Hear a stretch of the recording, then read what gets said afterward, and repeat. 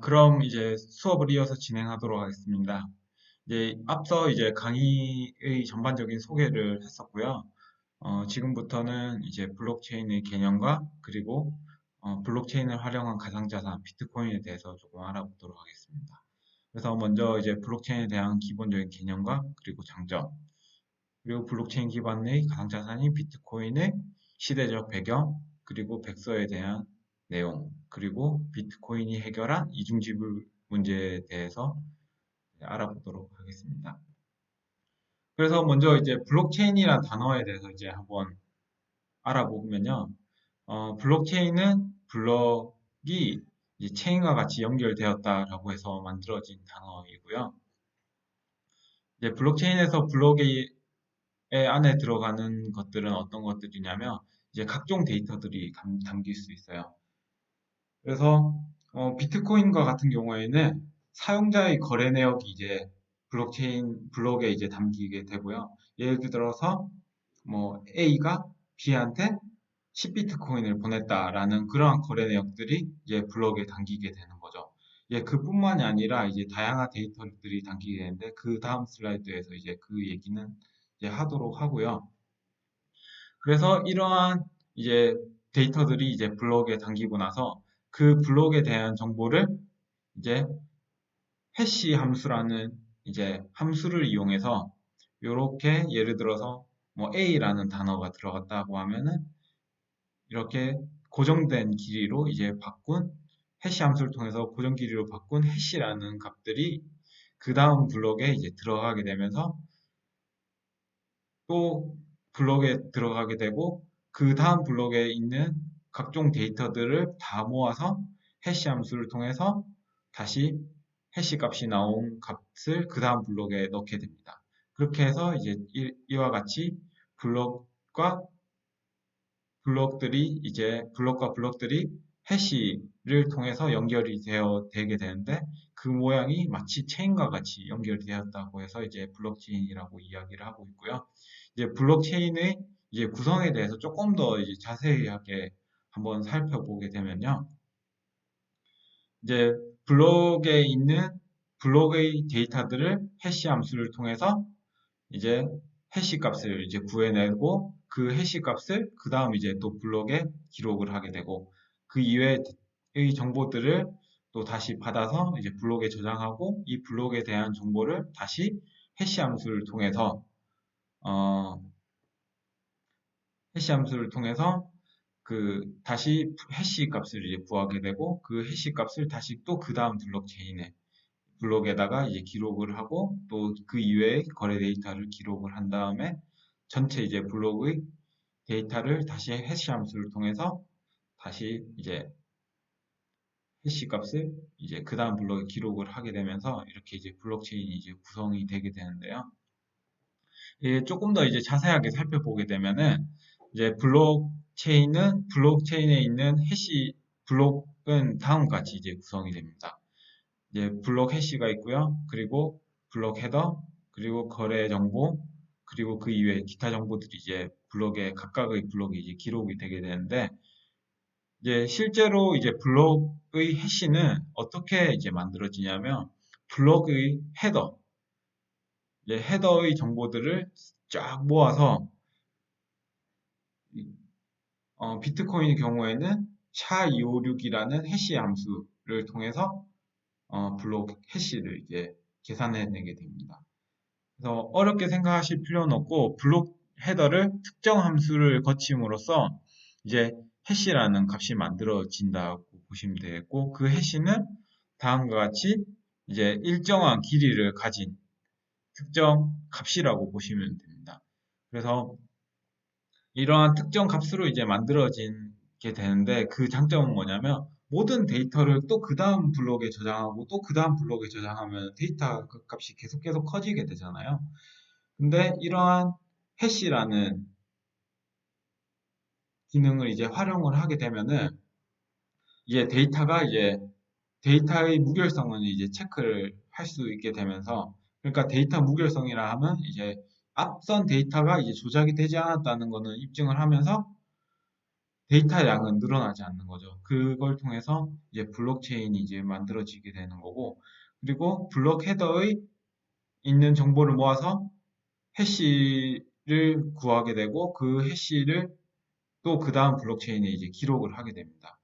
그리고 또 그 다음 블록에 들어가 있는 헤더의 정보를 모아서 다시 해시 함수를 거치게 되면 돼서 만들어진 해시 값을 또 그 다음 블록체인에 이렇게 기록을 하게 되는데, 블록 헤더에는 뭐 비트코인으로 치면 비트코인 버전, 그리고 그 전 블록의 해시값, 그리고 머클 해시값, 그리고 타임 스탬프, 그리고 난이도, 그리고 이제 블록의 채굴의 블록체인에서 이제 그 합의 알고리즘에 쓰이는 이제 논스 값 등이 이제 블록 헤더에 들어가고, 이러한 정보들을 이제 해시 함수를 통해서 그 블록의 해시를 구하게 되는 거죠. 다소 이제 지금은 이제 처음 이제 내용을 듣기 때문에 조금 생소하게 들릴 수도 있는데, 요거는 이제 앞으로 이제 계속 수업에서 하면서 이제 얘기를 하게 될 거고, 이제 시간이 지나면 이 때문에 따라서 이제 조금씩 이해도가 높아지실 거라고 이제 생각을 합니다. 그래서 블록체인은 다시 한번 더 설명을 하면은 블록과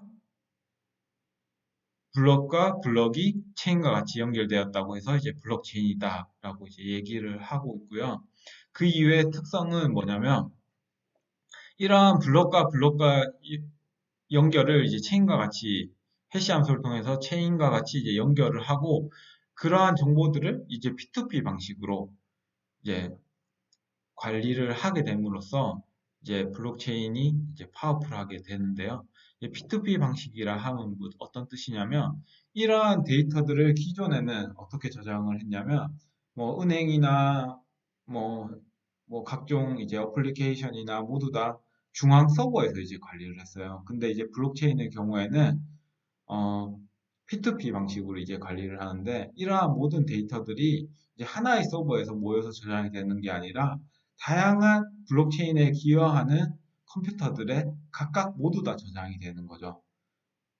그걸 통해서 이제 예를 들어서 한 개의 컴퓨터가 이제 조작이 되었다 하더라도, 이제 다른 컴퓨터들에도 이제 다 다음과 같이 저장이 돼 있잖아요. 다음과 같이 저장이 돼 있으니까 이제 하나가 이제 오류가 나더라도 다른 서버에서 다른 컴퓨터들에서 각각 다 저장이 돼 있기 때문에 이 컴퓨터가 이제 잘못되었다라고 이제 판단이 되면, 이제 블록체인 네트워크에서 이 조작된 컴퓨터는 이제 제 기능을 못 하게 되고요. 정상적으로 저장이 돼 있는 이제 블록체인 서버들만 이제 블록체인의 네트워크에 기여를 하게 됨으로써 이제 블록체인에 있는 데이터가 조작이 되지 않도록 이제 하는 기능을 하게 됩니다. 이때 이제 말하는 이제 P2P 방식으로 인해서 이제 기존에는 중앙 집중식에서 이제는 이제 분산 저장을 할 수 있게 되죠. 그래서 이제 P2P 방식의 이제 채택을 하게 되면서 블록체인에 참가하는 구성원들의 컴퓨터에서 거래 내역과 데이터가 모두 다 분산 저장, 관리를 할 수 있게 되었습니다. 이 그림에서 보는 것과 같이 이제 기존에는 이제 중앙 집중식으로 이제 관리가 되었다면, 이제 블록체인에서는 다음과 같이 P2P 방식으로 탈중앙 방식으로 이제 저장이 되고, 그리고 거래도 가능하게 된 거죠.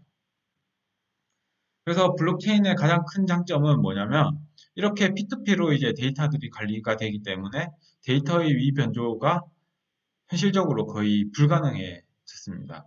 그리고 이뿐만이 아니라 기존에는 모든 뭐 은행 뭐 돈을 거래하려면 어떻게 해야 되죠? 은행에다가 돈을 내가 A가 B한테 뭐 100만 원을 입금할 거다라고 은행에다가 이제 얘기를 하면은, 은행에서 이제 장부를 기록을 하죠. A가 B한테 100만 원을 입금을 할 거다 하면은 그 장부를 은행에서만 이제 관리를 했었는데, 이제 블록체인이 생기게 됨에 따라서 그 은행의 기능을 이제 블록체인이 대신하게 되면서 이제 중개기관이 이제 필요하게 된 거죠. 이게 기존에는 가능하지 않았었습니다. 이게 왜냐면 블록체인이라는 기술이 나오기 전에는 각자의 이제 컴퓨터에서 이제 뭐 데이터를 전달을 하게 되면은 이중지불 문제가 항상 이제 이슈화가 됐었기 때문에 항상 중개기관이 필요했었어요. 근데 이제 블록체인이 나타나면서 이중 지불 문제를 이제 해결을 하게 되면서 이제 중개기관이 없이 가치 전달이나 데이터 전달이 가능하게 됐습니다. 그래서 이거를 이제 가장 큰 블록체인 장점으로 얘기를 할 수 있고요. 그 비트코인 당시에는 단순히 이제 가치를 전달하는데 치중을 뒀다면 이제 이더리움이란 이제 블록체인이 나타나게 되면서 이제 다양한 전 세계에서 이제 다루고 있는 계약들을 이제 그 블록체인을 통해서 이제 다룰 수 있게 됐는데요. 그러한 이제 계약을 블록체인을 통해서 이제 관리하는 계약을 이제 스마트 계약이라고 얘기를 하고 있고요. 스마트 계약을 통해서 이제 어, 전 세계에서 이제 다양한 이제 계약을 이제 진행을 할 수 있게 됐고, 기존에는 뭐 계약을 진행하려면 어떻게 해야 되죠?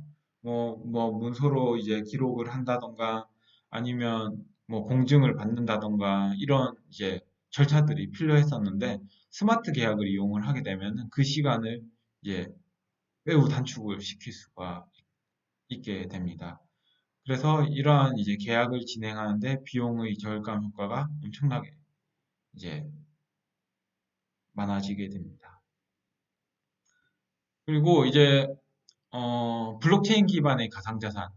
최초로의 이제 블록체인 기반의 가상자산이 네, 이제 비트코인에 대해서 조금 이제 알아보도록 할 건데요.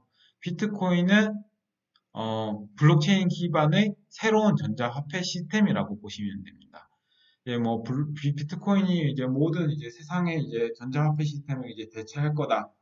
이렇게 보기는 조금 힘들고요. 새로운 이제 어, 기존의 중앙화 방식이 아닌 탈중앙 방식, 이제 분산 저장 방식의 새로운 이제 화폐 시스템이 이제 나타났다고 보시면 되겠고, 이거는 비트코인은 이제 새로운 전자화폐 시스템의 이제 서막이다라고 이제 보시면 되겠고, 이러한 이제 비트코인은 이제 누가 만들었느냐라는 이제 궁금증이 있으실 텐데요. 이제 사토시 나카모토라는 그 익명의 개발자가 이제 비트코인의 백서를 2008년 10월 달에 이제 공개를 하게 됩니다. 그래서 공개를 하면서 이렇게 얘기를 했는데요.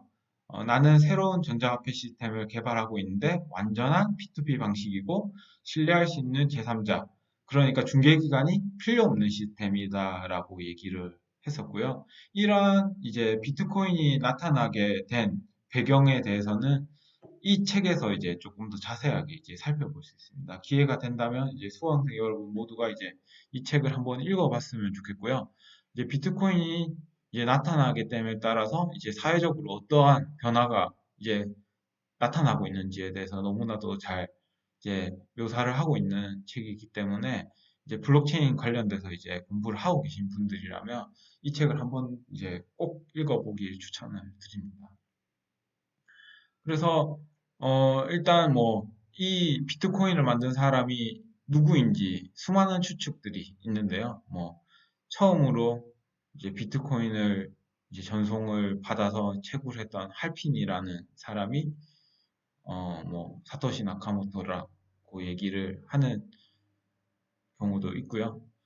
뭐 비트코인 관련된 이제 특허를 가장 많이 보유를 하고 있는 호주의 이제 그레그 박사라는 말도 있고요. 근데 아직까지는 이제 누가 사토시 나카모토인지에 대해서는 아직 정확하게 밝혀진 바는 없습니다. 하지만 누가 개발했는지도 물론 중요하겠지만 어, 그 의의가 더 중요하잖아요. 이렇게 이제 비트코인이 태어나게 되면서 이제 제3자의 이제 개입 없이 이제 특별한 이제 가치를 가진 자산을 이제 전송하고 받고 이제 거래를 할 수 있게 됐다라는 게 큰 의의를 두시면 되겠습니다. 그래서 백서에 대해서 이제 일단 조금 더 이제 살펴보기 전에 이제 비트코인이 이제 나타나게 된 시대적 배경을 조금 살펴볼게요. 왜냐하면 이러한 시대적 배경이 있었기 때문에 비트코인이 전 세계적으로 이제 주목을 받을 수 있었고, 그리고 주목받기 이전에 태어날 수 있었기 때문이죠. 그래서 2000년대 초반의 경제 위기가 어떻게 보면 비트코인을 태어날 수 있게 만들어 준 건데요. 이제 한번 살펴보시게 되면은 2000년대에는 다들 아시겠지만 IT 버블이 엄청나게 많이 나타났습니다.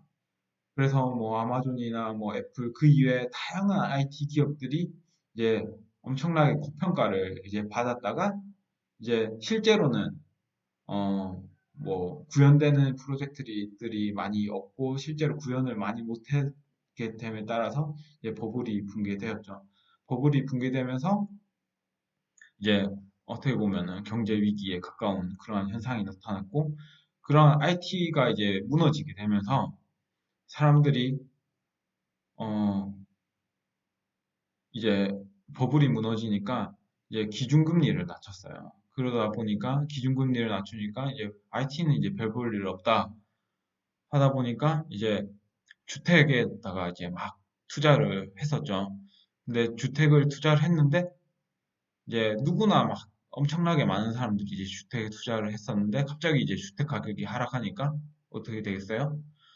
막 이제 일반 개인들부터 해가지고 이제 기관들이 이제 주택에 엄청나게 많이 투자를 했는데 주택 가격 하락이 되니까 이제 거기에 투자한 사람들이 전부 다 이제 파산을 하는 사태가 이제 벌어지게 되죠. 이렇게 파산을 하게 되면서 그러한 주택의 이제 가격이 떨어지면서 이제 파산하는 게 이제 서부 모기지 사태라고 이제 얘기를 하고 이로 인해서 이제 다양한 여러 개 이제 그 주택과 관련된 산업들에 관련된 이제 기관들이 이제 또 파산을 하게 됩니다.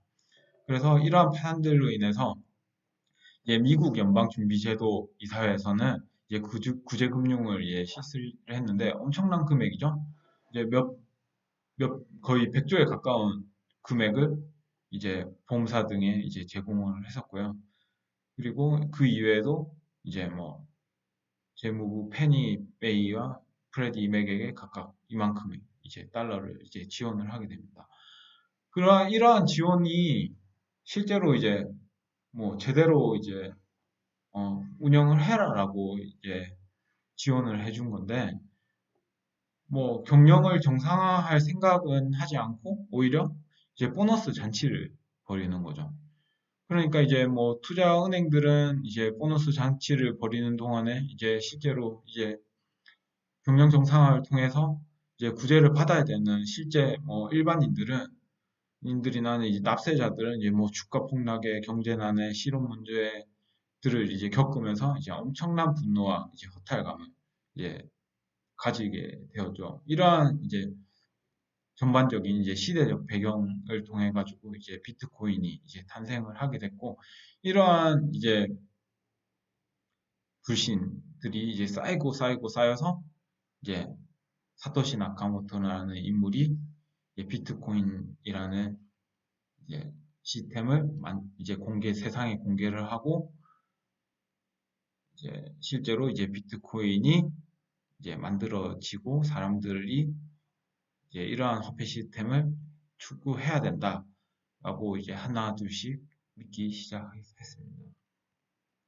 그래서 이렇게 기존의 중앙 집중식 금융 시스템에 대한 비판으로 인해 가지고 사토시 나카모토는 뭐 은행과 같은 중앙 기구 없이 순수하게 네트워크 참여자들에 의해서 P2P 방식으로 작동하는 새로운 화폐 시스템을 이제 구상을 하고, 그거에 대한 내용을 비트코인 백서를 통해서 이제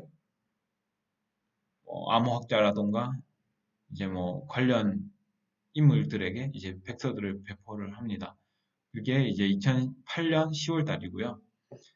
그리고 백서에 대한 내용을 실제로 이제 프로그래밍으로 구현을 해서 2009년 1월 달에 비트코인을 처음으로 가동을 합니다. 제네시스 블록이라 하는 건 뭐냐면 앞에 이제 설명드렸던 것과 같이 블록과 블록이 연결되어서 이제 만들어진 이제 블록체인인데 그 블록체인을 처음으로 블록체인 첫 번째 이제 블록이 이제 제네시스 블록이라고 얘기하는데 첫 번째 블록을 이제 생성을 하게 되는 거죠.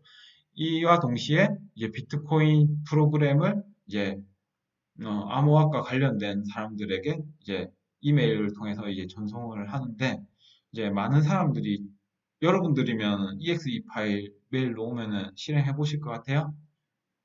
안 하시겠죠? 근데 그 중에서 이제 몇몇의 이제 믿음이 있는 사람들은 그 프로그램을 다운을 받아서 이제 실제로 이제 채굴도 해보고 했었죠. 그 중에 가장 먼저 했던 사람이 이제 할핀이라는 사람이고, 그 할핀이라는 사람이 처음으로 이제 사토시 나카모토를 제외한 처음으로 이제 채굴을 하고 이제 전송을 받아본 사람입니다. 그때 이제 저도 이제 메일을 열어보고 아니 메일이 왔었다면 메일을 열어보고 채굴을 했다면 지금 엄청나게 큰 부자가 됐겠죠. 근데 뭐 메일을 받아볼 정도의 그런 인지도를 저도 안 가지고 있었기 때문에 그리고 비트코인이란 것 자체를 이제 그 당시에는 모르고 있었기 때문에 그런 기회는 없었고요.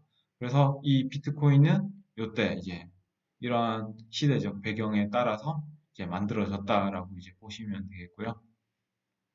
일단 비트코인을 이해를 하기 위해서는 가장 좋은 거는 비트코인 백서를 한번 읽어보는 거예요. 비트코인 백서는 엄청나게 이제 잘 기획된 문서라고 저는 판단이 되는데요. 일단 제목을 한번 살펴보시면요. 비트코인, P2P, 전자화폐 시스템 이렇게 이제 제목이 붙어 있는데요. 여기서 가장 중요하게 생각한 거는 이제 제목에 표현이 되어 있겠죠. P2P다. 그리고 전자화폐이다. 기존과는 뭔가 다르다라는 걸 이제 나타내려고 얘기를 했고요. 이제 초록을 한번 살펴보시면 크게 네 가지를 이제 중점적으로 얘기를 하고 있어요. 뭐냐면 기존 시스템은 어때요? 이제 중앙 집중식으로 이제 운영이 됐었잖아요. 근데 중앙 집중식 이제 네트워크를 사용을 하는 게 아니라 서버와 클라이언트 방식을 이용을 하는 게 아니라 P2P 방식으로 운영이 된다. 그리고 이걸 통해서 이중 지불 문제, 기존에 가지고 있던 이중 지불 문제를 해결을 해서 이제 개인 간의 거래가 중앙 서버 없이 가능해졌다.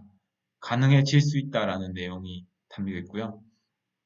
그리고 그 다음으로는 이제 작업 증명 방식이라는 방식을 통해 가지고 네트워크의 시각 및 거래를 암호화해서 기록을 할 것이다라는 것을 얘기를 하고 있습니다. 이를 통해서 네트워크 시간과 이제 거래를 암호화해서 기록을 하게 되면은 기록을 하고 CPU들을 이용해서 이제 그 블럭을 이제 생성을 하고 인정을 하면은 거의 이제 해킹이나 이런 문제 없이 거의 불변하게 데이터들을 관리를 할 수 있다라고 얘기를 하고 있고요.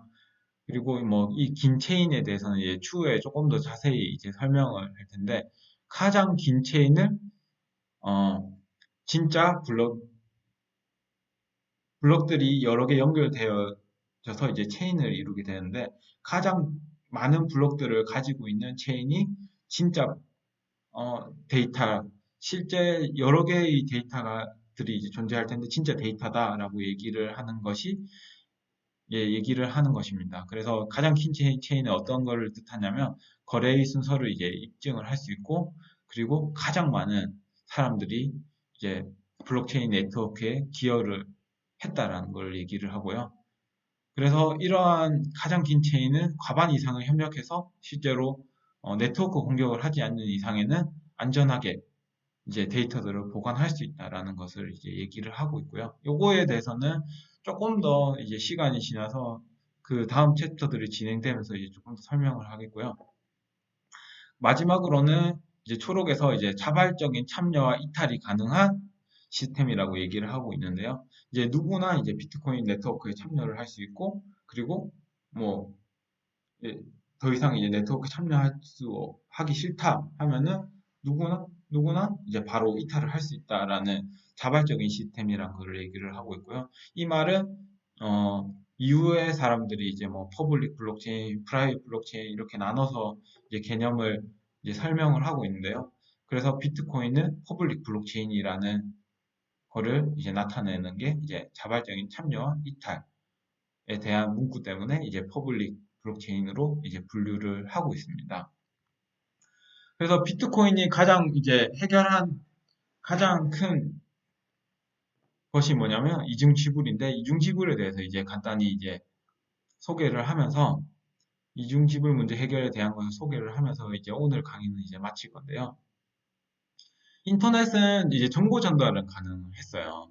예를 들어서 뭐 우리가 이제 네이버나 이런 걸 통해 가지고 뉴스 기사를 보잖아요. 그런 뉴스 기사를 통해서 이제 정보 전달은 가능은 하지만 가치 전달을 할 수가 있나요? 가치 전달은 실제로 기존의 인터넷에서는 불가능했어요. 왜냐하면 서버와 클라이언트 방식으로 운영이 되기 때문에, 예를 들어서 뭐 철수가 100만 원을 가지고 있어요. 철수가 100만 원을 가지고 있고 영희한테 100만 원을 전달을 하는 거죠. 그런 다음에 이제 중앙에 이제 서버가 없다는 전제하에 이제 한번 살펴보면은, 철수가 이제 보냈다는 내용을 이제 기록을 하지 않은 채로 어, 그 이전의 데이터들을 복제를 하는 거죠. 복제를 하면은 실제로 철수는 영희한테 100만 원을 보냈지만 자기 계좌에는 100만 원이 그대로 있는 거죠. 그 계좌에 100만 원에서 은혜한테 이제 다시 100만 원을 이제 송금을 하면은 이게 바로 이중 지불이 되게 되는 거죠. 그래서 이제 이러한 이중 지불 문제 때문에 항상 중앙 중개기관이 이제 필요했습니다. 기존에는. 그래서 중개기관은 어떤 식으로 이제 가치를 전달했냐면, 철수가 은행에다 요청을 하는 거죠. 은행은 이제 장부를 이제 관리를 하는 곳이라고 보시면 되겠고, 은행에서 이제 장부를 관리하고 있는데, 철수가 이제 100만 원을 가지고 있고 영희가 계좌에 0원을 가지고 있는 거죠. 그때 이제 철수가 요청을 하는 거죠. 영희한테 100만 원을 보내주세요라고 이제 요청을 하면은, 이제 은행에서는 철수의 계좌를 차감을 하고 영희의 계좌에 100만 원을 넣어줍니다. 그렇게 해서 은행에서의 장부가 이렇게 이제 기록이 되게 되고, 이제 철수가 만약에 다시 요청을 하는 거죠. 내가 100만 원이 있었는데 은행한테 100만 원을 보내고 싶어. 이렇게 얘기를 하면 은행에서 이제 대조를 해보는 거죠. 철수, 너가 이제 100만 원을 진짜 가지고 있는지. 너는 이미 이제 100만 원을 이제 소모를 했어, 영희한테. 너는 빵원이야. 그러면 어떻게 되겠어요? 요청한 것이 거절이 되고 은행한테는 100만 원이 전달이 안 되게 되겠죠. 이게 바로 기존의 송금 시스템입니다. 그래서 그렇기 때문에 어쩔 수 없이 중개기관이 항상 필요했던 거죠. 이중지불 문제를 피하기 위해서는 반드시 은행과 같은 중개기관이 필요했고, 데이터도 마찬가지로 이제 신뢰를 하는 데이터를 이제 관리하기 위해서는 반드시 중개기관이 필요했죠. 근데 이제 비트코인이 나타나면서 이중지불 문제를 해결했습니다. 어떤 식으로 해결을 했냐면요. 여기 한번 먼저 이제 이 내용을 먼저 살펴보시면요. 만약에 그 철수가 이제 100만 원을 가지고 있었어요. 그래서 영희한테 이제 100만 원을 전달을 한 거죠. 그래서 그러면 블록체인을 활용을 하게 되면 이 기록을 반드시 블록에 기록을 해야지 거래가 성사가 됩니다. 그러니까 기록 요청을 통해서 이제 기록을 하죠.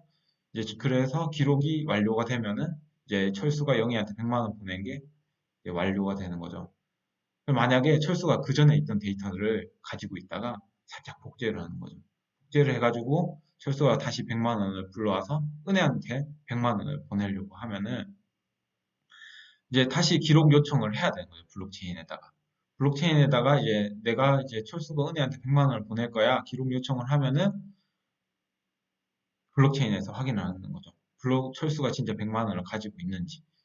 근데 이제 기록을 이제 쭉 앞에 따라가서 이제 확인을 해보니까 철수는 이제 영희한테 이미 100만 원을 보내고 잔고가 0원인 거죠. 그렇게 되면은 블록체인에 있는 기록을 이제 살펴보고, 철수 너는 이제 100만 원을 안 가지고 있으니까 은혜한테 100만 원을 보낼 수 없어 하면서 전송 실패가 되는 거죠. 이런 식으로 이제 블록체인을 통해서 이제 관리가 되게 되고, 만약에 이제 철수가 이제 본인이 이제 해킹을 해가지고 요청을 할 수도 있잖아요. 근데 이렇게 많은 컴퓨터들에서 이제 기존의 거래 내역들을 다 이제 저장을 하고 있으니까 설령 철수 혼자서 이제 거래 내역을 조작을 해서 하더라도 나머지 컴퓨터들에서 어 너는 잔고가 없으니까 어 정상 100만 원을 보낼 수 없어라고 이제 시그널을 보내는 거죠. 그렇게 해서 이제 데이터나 자산의 그 안정성을 가질 수 있게 됩니다.